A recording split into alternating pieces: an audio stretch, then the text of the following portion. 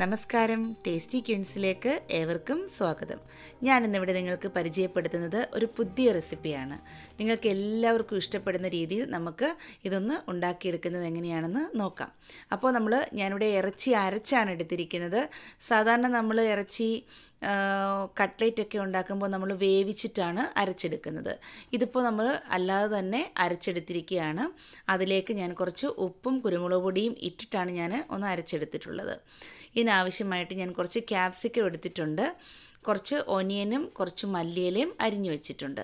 അപ്പോൾ ഞാനൊരു ഗ്ലാസിൻ്റെ ബൗൾ എടുത്തിട്ടുണ്ട്. അപ്പോൾ ആ ബൗളിലേക്ക് ഈ അരച്ച ഇറച്ചി ഞാൻ ഇട്ട് കൊടുക്കുകയാണ്. ഇതിപ്പോൾ നമുക്ക് മിക്സിയിൽ അരച്ചെടുക്കാവുന്നതേ ഉള്ളൂ. ബ്ലെൻഡർ ഉണ്ടെന്നുണ്ടെങ്കിൽ നമുക്ക് ബ്ലെൻഡറിൽ അരച്ചെടുക്കാം. ഈ ഇറച്ചി നമ്മളൊന്ന് അരച്ചെടുത്തിട്ട് ഇതിപ്പോൾ നമുക്ക് സാധാരണയായിട്ട് ഇങ്ങനെ മേടിക്കാൻ കിട്ടും ഇങ്ങനെ. അത് നമ്മൾ അതിലേക്ക് ഉപ്പും കുരുമുളക് പൊടിയും ഇട്ടിട്ടാണ് ഞാനിത് അരച്ചെടുത്തിരിക്കുന്നത്. അപ്പോൾ ഇത് നല്ല പേസ്റ്റായിട്ട് നല്ലതായിട്ട് അരഞ്ഞു വന്നിട്ടുണ്ട്. നമ്മൾ ഒരു പ്രാവശ്യമോ രണ്ട് പ്രാവശ്യമോ നമുക്കിത് അരച്ചെടുക്കാം. അരച്ചെടുത്തതിലേക്ക് ഞാനിവിടെ ഗരം മസാല, കുരുമുളക് പൊടി, മുളക് പൊടി, ഉപ്പ്, ഏലക്കാപ്പൊടി, ജീരകപ്പൊടി ഇത്രയുമാണ് എടുത്തിരിക്കുന്നത്. എല്ലാം ഓരോ ടേബിൾ സ്പൂണാണ് ഞാൻ എടുത്തിരിക്കുന്നത്. അപ്പോൾ നമുക്ക് ഇതിൽ നിന്നും പകുതി വീതം നമ്മൾക്ക് ഇതിനകത്തിലേക്ക് ഇട്ട് കൊടുക്കണം. അപ്പോൾ ഞാനിവിടെ മസാല ഇട്ടു. അത് കഴിഞ്ഞിട്ട് നമ്മൾ കുരുമുളകാണ് ചേർക്കുന്നത്. അപ്പോൾ കുരുമുളക് പൊടി പിന്നെ ആവശ്യത്തിന് നമുക്ക് എരിവ് അനുസരിച്ച് വേണമെന്നുണ്ടെങ്കിൽ കൂട്ടി കൊടുക്കാം, കുഴപ്പമില്ല. അവരവരുടെ എരിവിനനുസരിച്ച് നമുക്ക് ചേർത്ത് കൊടുക്കാം. നമ്മൾ ആ എടുത്ത് വെച്ചിരിക്കുന്ന മസാലകളിൽ നിന്നും പകുതിയാണ് നമ്മൾ ഇതിലേക്ക് ചേർത്ത് കൊടുക്കുന്നത്.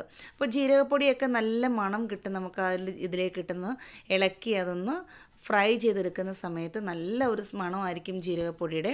അപ്പോൾ നിങ്ങൾക്ക് ജീരകപ്പൊടി ആവശ്യമില്ല എന്നുണ്ടെങ്കിൽ ചേർക്കാതെയും ഉണ്ടാക്കിയെടുക്കാം, കുഴപ്പമൊന്നുമില്ല. പക്ഷേ ജീരകപ്പൊടി ചേർക്കുമ്പോഴാണ് അതിൻ്റെ ആ ഒരു ടേസ്റ്റ് നമ്മൾക്ക് കിട്ടുന്നത്. ഇതിപ്പോൾ ഞാനിവിടെ മട്ടനാണ് എടുത്തിരിക്കുന്നത്. നിങ്ങൾക്ക് വേണമെന്നുണ്ടെങ്കിൽ ചിക്കനോ ബീഫോ എന്ത് വേണമെങ്കിലും നമുക്ക് ഉപയോഗിക്കാവുന്നതാണ്.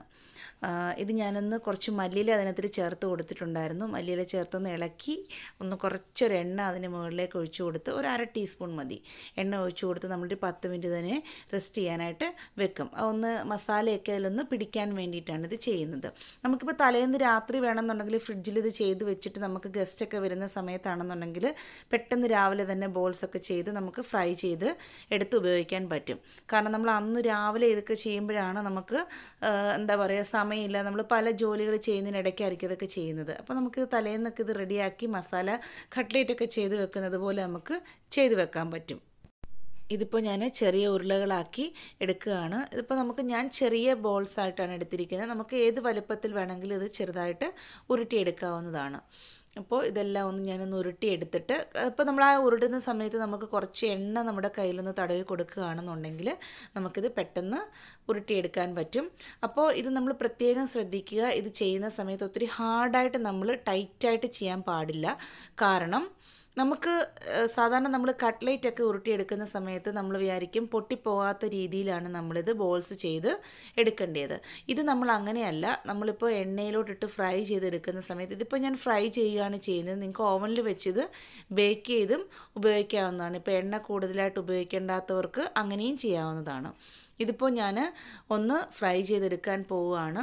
ഇതിപ്പോൾ നിങ്ങൾക്ക് കാണാം, കണ്ടില്ലേ? ഇത് നമ്മൾ എണ്ണയിലിട്ട് ഒന്ന് മൂത്ത് വരുന്ന സമയത്ത് ഇതൊന്ന് പൊട്ടി വരണം. കാരണം നമ്മൾ കട്ട്ലേറ്റ് ചെയ്യുന്ന സമയത്ത് സാധാരണ നമ്മൾ എണ്ണയിലോട്ട് ഇടുമ്പോൾ സമയത്ത് അത് പൊട്ടിപ്പോകാതിരിക്കാൻ വേണ്ടിയിട്ടാണ് നമ്മൾ സാധാരണയായിട്ട് നല്ല ഹാർഡായിട്ടാണ് നമ്മളത് കട്ട്ലേറ്റ് ഇങ്ങനെ പിടിച്ചെടുക്കുന്നത്. ഇതങ്ങനെയല്ല, ഇത് നേരെ തിരിച്ചാണ് ചെയ്യുന്നത്. കാരണം ഇത് നമുക്ക് ആ ഒരു ടേസ്റ്റ് അതിന് കിട്ടണം എന്നുണ്ടെങ്കിൽ അങ്ങനെ ചെയ്തെങ്കിൽ മാത്രമേ ടേസ്റ്റ് കിട്ടൂ. ഇല്ലെങ്കിൽ ഈ ബോൾസ് ഭയങ്കര ഹാർഡായിരിക്കും. കണ്ടില്ലേ? നമ്മൾ ആ എണ്ണയിലിടുന്ന സമയത്ത് ഇത് നല്ല ഇങ്ങനെ പൊട്ടി വരണം. അപ്പോൾ ഞാനിതൊന്ന് വറുത്തെടുക്കാം. വറുത്തെടുത്ത് കഴിഞ്ഞിട്ട് നമുക്കിനി ബാക്കി മസാലകളിലേക്ക് ഇത് ചേർത്ത് കൊടുക്കാം. ഇതിപ്പോൾ ഇവിടെ നല്ല മൂത്ത് വന്നിട്ടുണ്ട്. ഞാനിതൊരു ടിഷ്യൂ പേപ്പറിലേക്ക് മാറ്റുകയാണ്. അപ്പോൾ നമുക്ക് ഇതൊന്ന് നല്ലതായിട്ടൊന്ന് ഫ്രൈ ചെയ്തെടുത്തു. അതിൽ നിന്ന് തന്നെ ഞാൻ കുറച്ച് ഓയിൽ മാറ്റിയിട്ടുണ്ട്. കുറച്ച് ഓയിൽ മാത്രമേ ഞാനതിലേക്ക് ചേർത്ത് കൊടുത്തിട്ടുള്ളൂ. ഇതിൽ നിന്നും ഞാനിവിടെ 3 കളർ ക്യാപ്സിക്കമാണ് എടുത്തിരിക്കുന്നത്. നിങ്ങൾക്കിപ്പോൾ എത്ര ക്യാപ്സിക്കം ഏതായാലും കുഴപ്പമൊന്നുമില്ല. വേറെ വെജിറ്റബിൾസ് നമുക്കിതിന് ചേർക്കേണ്ട ആവശ്യമില്ല. ഉള്ളിയും ക്യാപ്സിക്കവും മാത്രം ചേർത്താൽ മതി. അപ്പോൾ പച്ചമുളകിൻ്റെ ആവശ്യമില്ല. കാരണം നമ്മൾ കുരുമുളക് അതിനകത്തിലേക്ക് ചേർത്തിട്ടുണ്ട്. നിങ്ങൾക്ക് എരി വേണമെന്നുണ്ടെങ്കിൽ നിങ്ങൾക്ക് ചേർക്കാവുന്നതാണ്. നമുക്ക് ഇതൊന്ന് നല്ലതായിട്ട് വഴറ്റിയെടുക്കാം. അതിലേക്ക് നമ്മൾ അരിഞ്ഞു വെച്ചിരിക്കുന്ന ക്യാപ്സിക്കം ചേർത്ത് കൊടുക്കാം. കണ്ടില്ലേ? അപ്പോൾ നമ്മൾ നല്ലതായിട്ടൊന്ന് വഴണ്ട് വരുന്ന സമയത്ത് ആദ്യം നമ്മൾ ഒരു ക്യാപ്സിക്കം കുറച്ച് അതിനകത്തിലേക്ക് ചേർത്ത് കൊടുക്കുക. പിന്നീട് ബാക്കിയുള്ളത് ഇടുക. കാരണം അതൊന്ന് നല്ല സോഫ്റ്റായി കഴിയുമ്പോഴാണത് നമ്മൾ ബാക്കി അതിനകത്തിലേക്ക് ചേർത്ത് കൊടുക്കുന്നത്. ഇനിയിപ്പോൾ നമ്മളിതെല്ലാം ഒന്ന് നല്ലതായിട്ട് ഇളക്കി ആ ബാക്കിയിരിക്കുന്ന മസാലകൾ ഇതിനകത്തിലേക്ക് ചേർത്ത് കൊടുക്കും. ഇതിപ്പോൾ നമുക്ക് ഒത്തിരി അങ്ങൊരു വെള്ളമായിട്ട് ഇങ്ങനെ കുഴഞ്ഞു വരേണ്ട ആവശ്യമൊന്നുമില്ല. നമ്മളിപ്പോൾ ആ ബാക്കിയുള്ള ഗരം മസാലപ്പൊടി, കുരുമുളക് പൊടി, ഏലക്കാപ്പൊടി, ജീരകപ്പൊടി, കുറച്ച് മുളക് പൊടി ബാക്കിയുണ്ടായിരുന്നത് ഇതിപ്പോൾ നമ്മളെല്ലാം ഇതിനകത്തിലേക്ക് ചേർത്ത് കൊടുത്തു. ആ ജീരകപ്പൊടി ചേർക്കുമ്പോഴാണ് അതിൻ്റെ ആ ഒരു നല്ല മണം നമുക്ക് കിട്ടുന്നത്. ഇനിയിപ്പോൾ നമ്മളിതിനകത്തിലേക്ക് കുറച്ച് ഏലക്കാപ്പൊടിയാണ് ചേർക്കുന്നത്.